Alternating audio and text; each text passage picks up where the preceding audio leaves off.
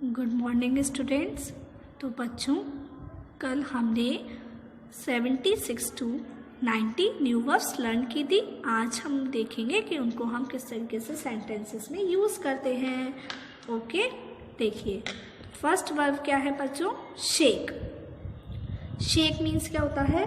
हिलना, हिलाना, इधर उधर, तेज तेज किसी चीज़ को इधर उधर इस तरीके से हिलाते हैं ना, इस तरीके से शेक करते हैं। तो इस तरीके से हिलाना मीन्स शेक। जैसे मैरीज हैंड्स आर शेकिंग, मतलब मैरी के जो हाथ हैं वो क्या कर रहे हैं? हिल रहे हैं, शेक कर रहे हैं। आई कांट शेक हिम, मैं उसे हिला नहीं सकता। I can't shake him. Shake before use, बहुत सारी बॉटल्स पर लिखा होता है कि इस्तेमाल करने से पहले उसे क्या करें? शेक करें। शेक मीन्स उसको हिलाएं, कहते हैं ना इस तरीके से हिलाना। तो शेक मीन्स हिलाना या हिलना, हिलाना या हिलना। SHAKE, शेक मीन्स हिलना या हिलाना। ठीक है। नेक्स्ट है डिसरप्ट। डिसरप्ट मीन्स क्या होता है बच्चों? डिसरप्ट का मीन्स होता है अस्त व्यस्त करना। डिसरप्ट मीन्स अस्त व्यस्त करना या किसी काम करने में रुकावट लाना। जैसे ही tried to disturb the meeting, मतलब उसने मीटिंग को अस्त व्यस्त करने की कोशिश की या उसने मीटिंग को में रुकावट डालने की, रुकावट पैदा करने की कोशिश की। The war disturbed the state, मतलब इस युद्ध ने इस राज्य को क्या कर दिया? अस्त व्यस्त कर दिया। जब युद्ध होते हैं तो राज्य क्या हो जाते हैं? अस्त व्यस्त हो जाते हैं। सारी उनकी अर्थव्यवस्था है, सारी चीज़ें क्या हो जाती हैं? एक तरीके से अस्त व्यस्त हो जाती है, अपनी जगह से हिल जाती हैं। ही डिसरप्ट थिंग्स, मतलब कुछ चीज़ों को अस्त व्यस्त करता है। तो डिसरप्ट मीन्स क्या होता है? अस्त व्यस्त करना या किसी काम में रुकावट लाना। डिसरप्ट मीन्स अस्त व्यस्त करना। DISRUPT, डिसरप्ट मीन्स अस्त व्यस्त करना। आगे देखिए बच्चों, नेक्स्ट वर्ब है come to a halt. Come to a halt का मतलब क्या होता है बच्चों? रुकना। जैसे the train has again come to a halt, मतलब ट्रेन दोबारा रुकी है। आई कम टू अ हॉल्ट, मतलब मैं रुका। I come to a halt means मैं रुका। और ट्रेन दोबारा रुकी है या ट्रेन दोबारा रुक चुकी है। तो come to a halt means रुकना, एक जगह आकर रुकना। आई बात समझ में? Come to a halt. आगे देखिए बच्चों, नेक्स्ट मरून। मरून मीन्स क्या होता है? असहाय छोड़ना। असहाय छोड़ने का मतलब है किसी को उसकी अपनी हालत पर ही छोड़ देना। वैसे ही उसको आपकी मदद की ज़रूरत है, लेकिन आपने उसको असहाय छोड़ दिया, बिना मदद किए उसको उसे सहारा नहीं दिया, उसे ऐसे ही छोड़ दिया। द ट्रैवलर्स वर मरून्ड, मतलब यात्रियों को असहाय छोड़ा गया। आई मरून हिम, मैंने उसे असहाय छोड़ दिया। या हम बोल सकते हैं मैंने उसे आइलैंड पर असहाय छोड़ दिया। आइलैंड पर, क्योंकि आइलैंड पर कोई होता तो है नहीं ये मदद करने वाला, लेकिन मैंने उसको क्या कर दिया? असहाय छोड़ दिया, उसके बिना मदद किए उसको अकेला छोड़ दिया। तो मरून मीन्स असहाय छोड़ना। MAROON, मरून मीन्स असहाय छोड़ना। आगे देखिए बच्चों, wipe out. Wipe out means क्या होता है? वाइप आउट मीन्स होता है नष्ट कर देना, बिल्कुल वो चीज़, किसी चीज़ को बिल्कुल ही ख़त्म कर देना। जैसे the disease has been wiped out, मतलब ये बीमारी पूरी तरीके से नष्ट कर दी है। The entire village was wiped out by the earthquake, मतलब पूरा village, entire means whole village, पूरा विलेज अर्थक्वेक के द्वारा, अर्थक्वेक की वजह से क्या हो गया है? नष्ट हो गया। पूरा विलेज अर्थक्वेक के द्वारा नष्ट हो गया या अर्थक्वेक की वजह से नष्ट हो गया। तो वाइप आउट मीन्स होता है किसी चीज़ को बिल्कुल नष्ट कर देना, ख़त्म कर देना। ठीक है। हम कह सकते हैं this building has been wiped out, मतलब यह बिल्डिंग नष्ट कर दी गई है। This building has been wiped out. तो वाइप आउट की सेकेंड फॉर्म क्या होती है? Wiped out. तो वाइप आउट मीन्स नष्ट कर देना, और थर्ड फॉर्म भी क्या होती है? वाइप्ड आउट, नष्ट कर देना, बिल्कुल ख़त्म कर देना। ठीक है। WIPE और आउट OUT आउट। आगे देखिए नेक्स्ट थंडर। थंडर मीन्स क्या होता है बच्चों? थंडर मीन्स होता है गरजना। जैसे बादल गरजते हैं, बिजली गरजती है, तो उसके लिए हम क्या यूज़ करते हैं वर्ड? थंडर। थंडर मीन्स गरजना। जैसे it was thundering all night, मतलब पूरी रात गरजते रहे। पूरी रात जो बादल है या फिर हम कह सकते हैं बिजली है वो गरजती रही। A voice thundered in my year. Year है ये, मतलब एक आवाज मेरे कान में गरजी। एक आवाज मेरे कान में गरजी, ठीक है, मतलब बहुत तेज एक आवाज मेरे कान में गरजने की आवाज सुनाई दी, मतलब गरजी, ठीक है। इट बिगेन टू थंडर, मतलब अब गरजना शुरू होने वाला है, मतलब गरजना शुरू हो गया। गरजना शुरू हो गया। इट बिगिन टू थंडर, जैसा हम बोलते हैं ना, अब इसने गरजना शुरू कर दिया। जैसे बादल गरजने शुरू हो गए, या बिजली ने गरजना शुरू कर दिया, तो it begin to thunder. Thunder means गरजना। आगे देखिए नेक्स्ट है रंबल। रंबल मीन्स क्या होता है बच्चों? गड़गड़ाना। रंबल मीन्स गड़गड़ाना। जैसे देखिए I am so hungry, so my stomach is rumbling, मतलब मैं बहुत भूखा हूँ इसलिए जो मेरा स्टमक है, मेरा जो पेट है वो क्या कर रहा है? गड़गड़ा रहा है। जब आप भूखे होते हैं ना तो आपके पेट में से गुड़गुड़ू गुड़गुड़ू आवाज़ आती है, तो उसे ही हम बोलते हैं गड़गड़ाना, रंबल, RUMBLE। नेक्स्ट है the machine rumbled as it started up, मतलब जब आपने देखा होगा जब हम वॉशिंग मशीन को स्टार्ट करते हैं ना, या उसके ड्रायर को स्टार्ट करते हैं, तो वो क्या होती है?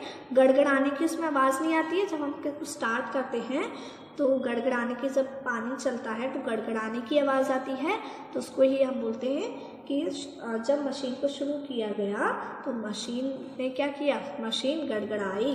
रंबल, गड़गड़ाना, RUMBLE, रंबल मीन्स गड़गड़ाना।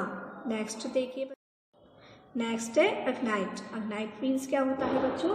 सुलगाना। अग्नाइट मीन्स सुलगाना या आग लगना, किसी चीज़ से ना आग लगना या आग लगाना, आग जलना या जलाना। जैसे देखिए गैस अग्नाइट्स वेरी इजीली, मतलब अगर सपोज गैस खुल रही हो और हमने मैचेस स्टिक जला दी वहाँ पर, तो क्या होता है? आग लग जाती है, पूरा आग लग जाती है ना, तो वो इजीली आग को क्या कर लेती है? पकड़ लेती है। The fire was ignited by sparks, मतलब चिंगारी की वजह से क्या लग गई? आग लग गई। द पेपर इग्नाइटेड, पेपर जल गया, पेपर में क्या लग गई? आग जल गई, आग लग गई। द पेपर इग्नाइटेड, मतलब पेपर सुलगाया। आग लगना, आग जलना या आग जलाना, ठीक है। तो इग्नाइट मीन्स आग लगना, आग जलना या आग जलाना। आई बात समझ में? IGNITE, ignite. आगे देखिए नेक्स्ट है रिसर्च। रिसर्च मीन्स क्या होता है? खोज करना। रिसर्च मीन्स क्या होता है बच्चों? खोज करना। खोज करने का मतलब किसी चीज़ की हम कहते हैं ना खोज करते हैं। जैसे आर्यभट्ट ने जीरो की खोज की है। अब खोज करने का मतलब ये नहीं है कि मैं अपनी पेंसिल को खोज रही हूँ तो उसके लिए हम सर्च वर्ड यूज़ करेंगे।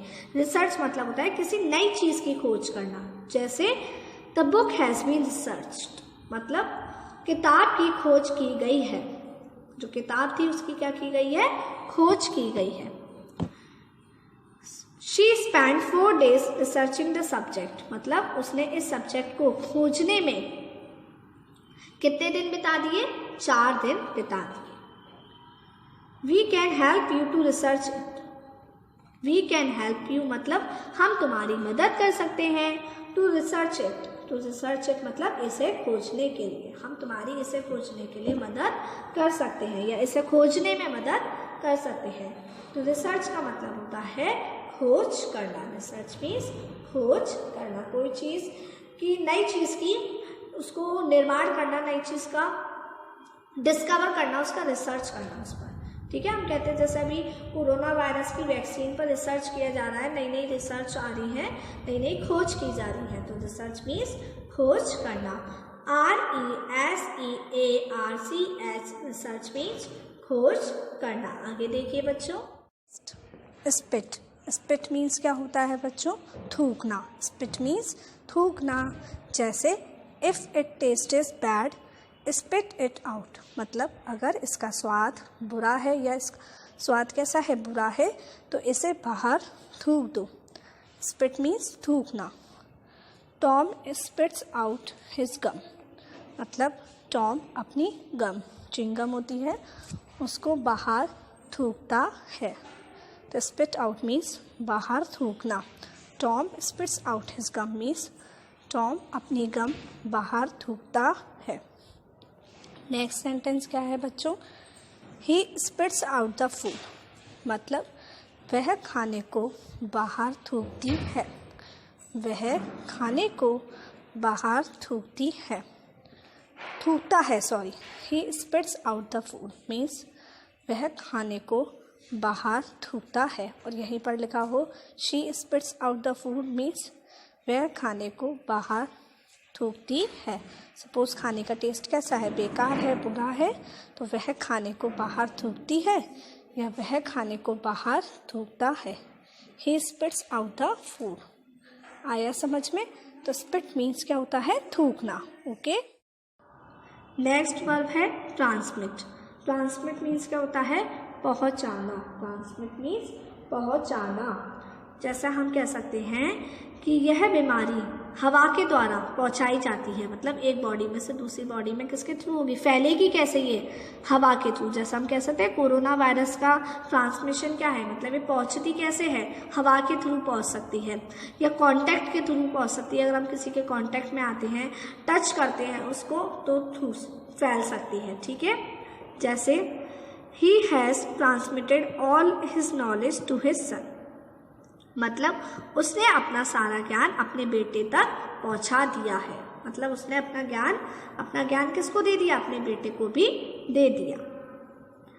We should transmit our culture to the next generation. हमें अपने कल्चर को आगे जनरेशन में क्या करना चाहिए? पहुंचाना चाहिए, ट्रांसमिट करना चाहिए। अगर हमें कोई चीज़ आती है तो उसको हमें आगे तक पहुंचानी चाहिए, ट्रांसमिट करनी चाहिए, एक जनरेशन से दूसरी जनरेशन में।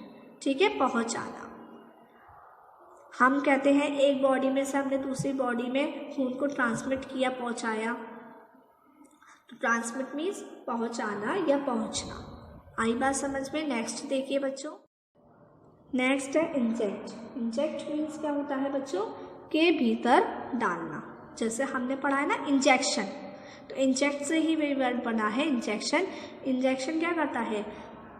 दवा को हमारी बॉडी के अंदर डालता है, भीतर डालता है। तो के भीतर डालना मीन्स इंजेक्ट। जैसे we inject our life into this project, मतलब हम अपना जीवन इस प्रोजेक्ट में क्या करते हैं? इस प्रोजेक्ट के अंदर डालते हैं, इस प्रोजेक्ट के भीतर डालते हैं। इंजेक्ट इट, मतलब इसे भीतर डालो। She was able to inject few birds into it. She was able, मतलब वह योग्य है, to inject. To inject means के भीतर डालने के लिए। किसके भीतर? फ्यू वर्ड्स, कुछ शब्दों को। क्या भीतर डालना है उसे? कुछ शब्दों। किसमें? इनटू इट, इसमें।